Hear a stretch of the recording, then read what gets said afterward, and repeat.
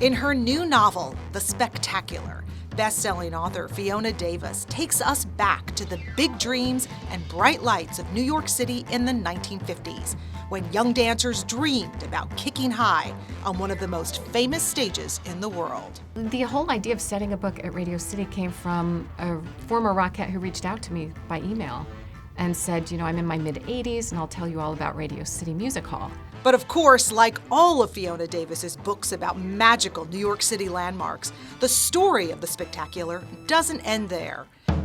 After our lead character, a 19-year-old dancer named Marion, makes the cut to join the Rockettes, she becomes tragically entwined in the hunt for a serial bomber who terrorized New York for 16 years in the 40s and 50s. He set 33 bombs, injured 15 people, some seriously, and he set 2 at Radio City Music Hall. And when I saw that, I thought, well, this might be something different.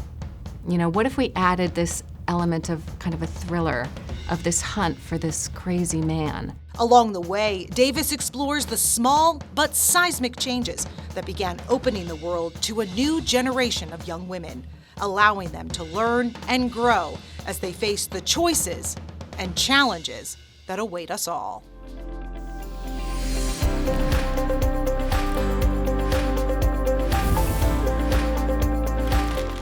Fiona Davis, welcome. Thank you. Back, I should say. I'm thrilled to be back. You're a regular now. Yes, yes. I think this is your third time now, right? I think so. One by Zoom, but still, right. That counts. Virtual, right? Yeah. So your new book is The Spectacular. I can't believe this is your 8th book. I know. Neither can I. Because I think when we interviewed you, I think it was your 3rd or 4th. We interviewed for The Masterpiece, so that would have been... Yeah, that would be 3. And I wrote a book a year for, I think, the first 4 or 5, and now it's a year and a half, so I have a little more padding, which is good because I'm traveling more and talking about the books more.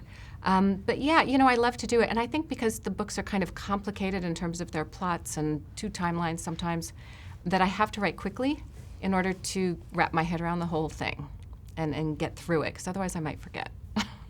So one of the things I noticed about The Spectacular, looking at all your book covers, and I know you've talked a little bit about this is your first novel without a female figure on the cover, and that's actually a pretty significant thing in terms of what you were going for with this story. Yeah, absolutely. And it's normal for historical fiction to have that woman pensively looking away, wearing a cool hat.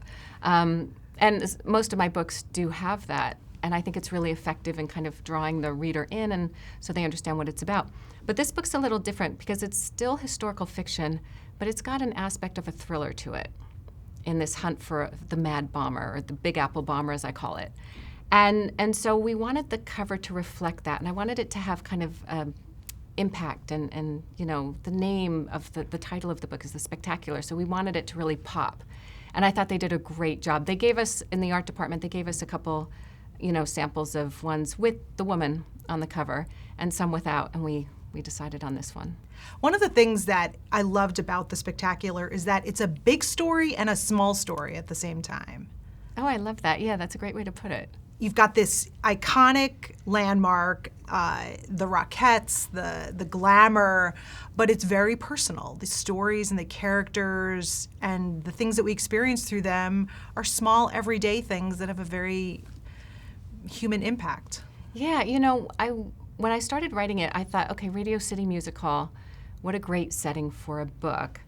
And of course, the Rockettes would have to be part of it.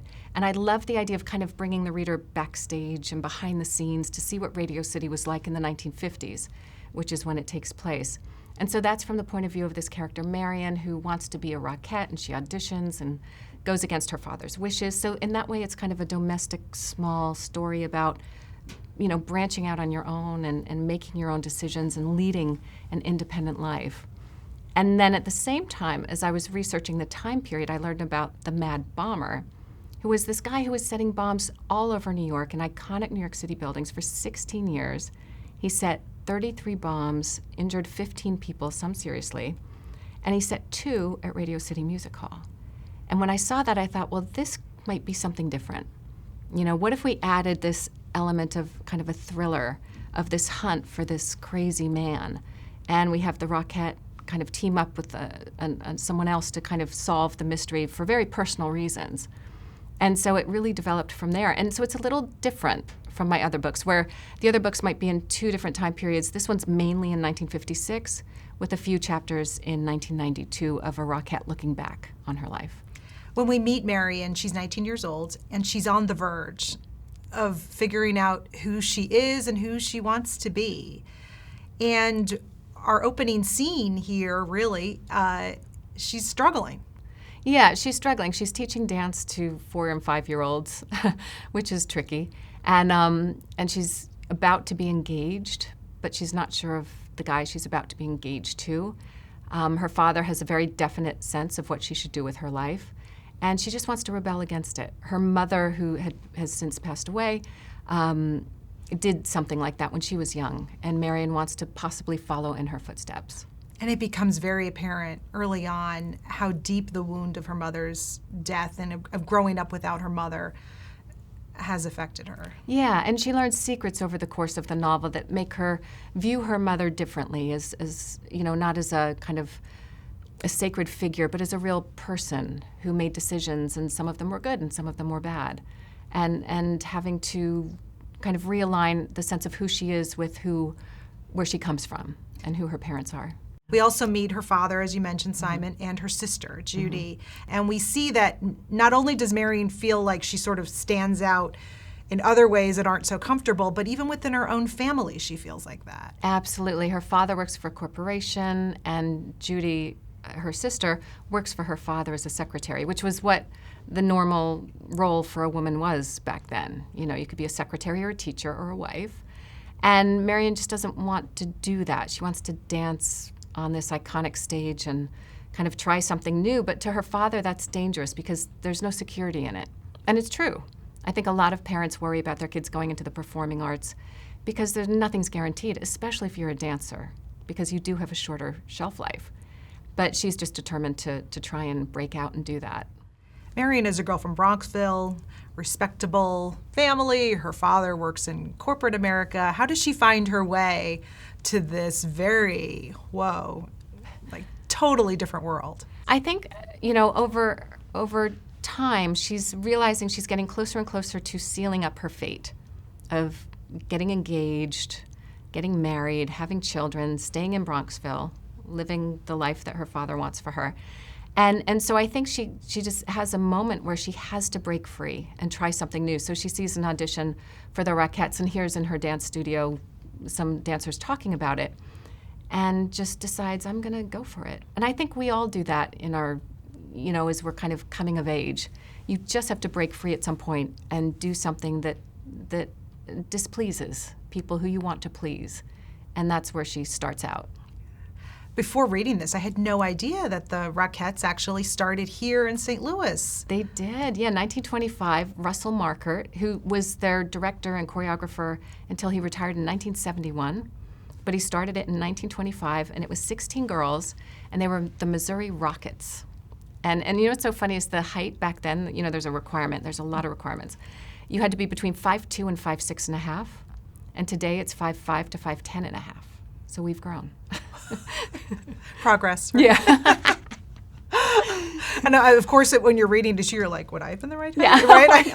I found this article in the New York Times from 1967, and it listed the topography of Miss Average Rockette.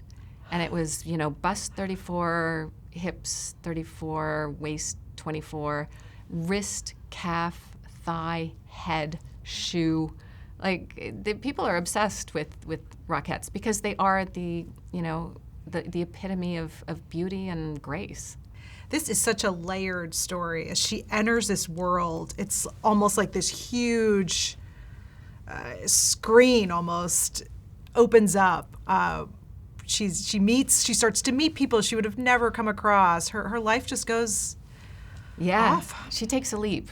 And because her father at that point wants nothing to do with her, she has to make it on her own, and that requires living in a boarding house called the Rehearsal Club, which really existed, that was for, you know, young women who are working in the performing arts, and they all lived in this boarding house on 53rd Street. And I learned that Carol Burnett lived there, and Sandy Duncan, and Diane Keaton, And I just had to use that as a setting when I saw that. And so she's off living in the city, you know, making new friends, making some choices that might not be the best ones, but she's just trying to live her life. I love how this story and all your stories always intersect with so many different big things in your settings. Yeah, it's fun to illuminate parts of New York that people might not know about because they've been lost to history. You know, I love these ghost buildings that I can bring to life. And as she embarks on this, you can feel her fear, but she also can't turn around and go back either. Right.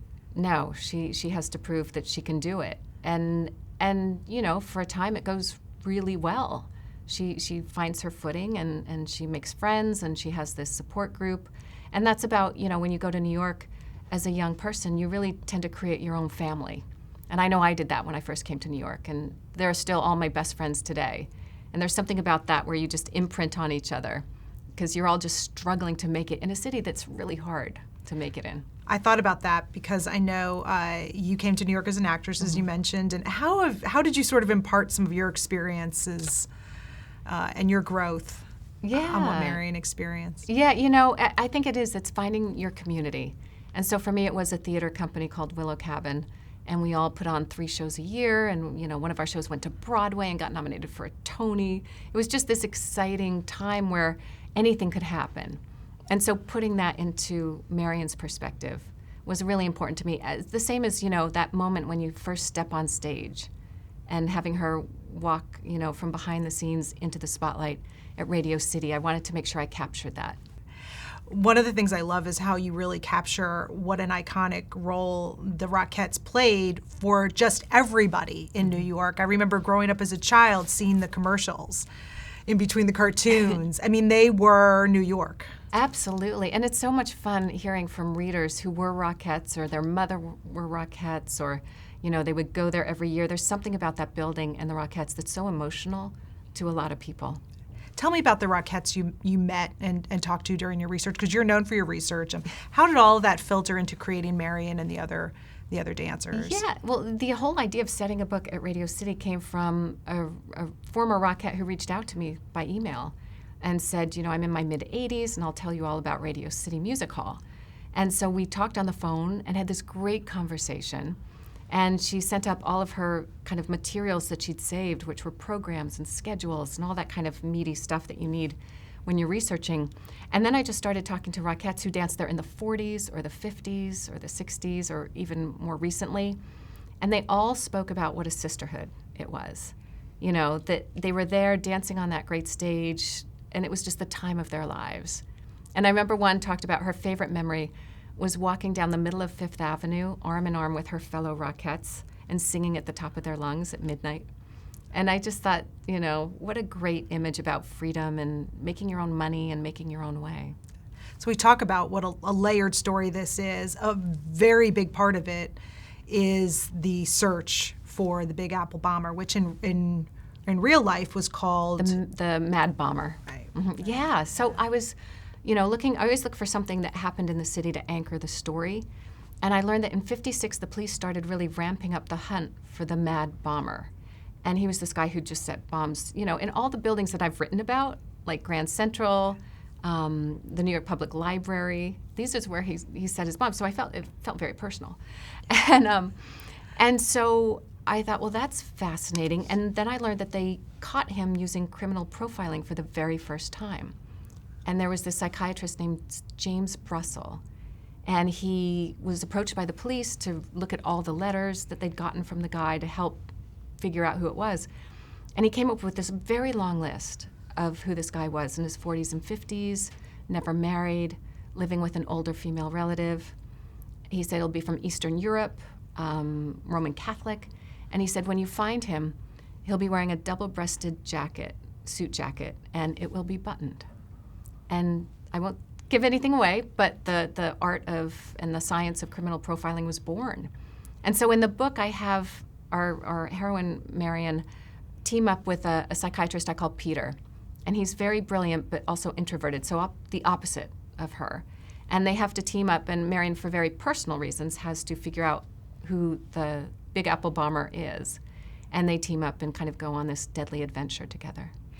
That's one thing that is really, I think, different about this story too, and that it's not just about Marion. It shows how every decision you make in your choices for your own life, how it can affect your own family, and it doesn't make you a bad guy or a good guy. It's just how life is, and there is a very tragic personal connection for her. Yes, exactly. And having all those kind of scenes interlock so that in the end, you can see how this tragedy came to be. But it's hard to kind of unwind it and blame one person in particular. There's a lot of blame to go around. You talk about wanting to anchor your stories to these other events that are happening. Why is that important?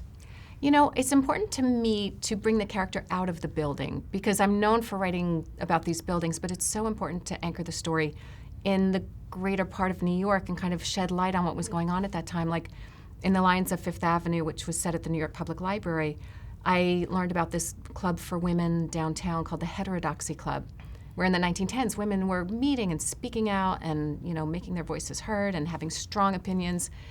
And I just thought, I have to include that because no one knows about that. Most people haven't heard of it. And so by having my character explore New York, it just opens up the story for me.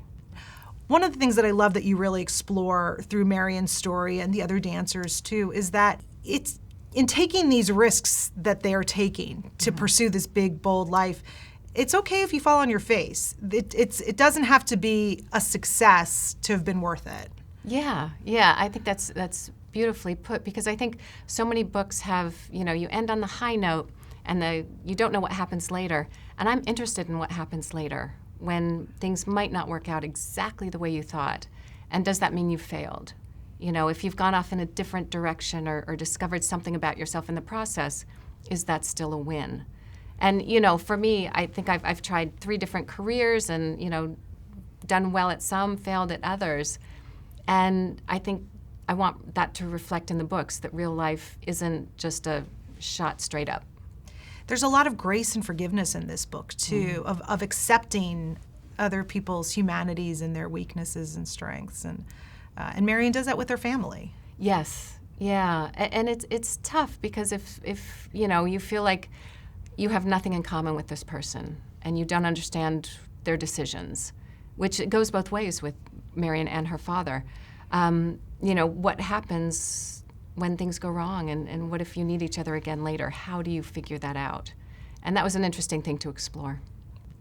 You look at the cover and it's so beautiful, so glam, but there's so much reality in this story and the characters reconciling that. And one of them is your health and the decisions and the things that affect your life that are out of your control.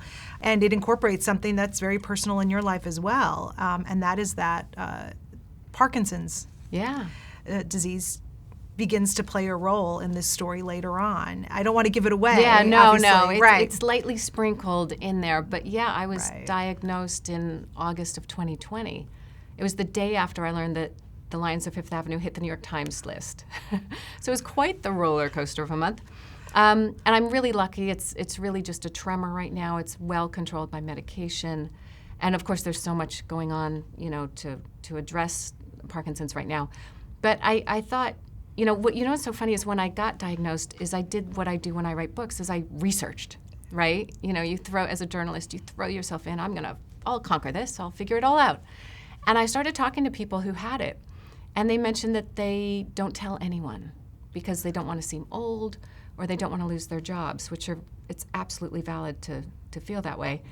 But for me, I thought, I kind of explore things through my books. And so to bring it in there and address it publicly and hopefully get more people to stand up and say they have it, because I think there's power in numbers in terms of getting more research and more funding. And of course, Michael J. Fox has done an amazing job. But I'm doing really well. I'm very lucky right now. Things are going really well. But yeah, I just thought it'd be interesting. And as I've gone out and talked to people about this book, I'm having so many people come up to me and kind of mention either their parents or they have it. And it just feels like it creates this community, which is so important.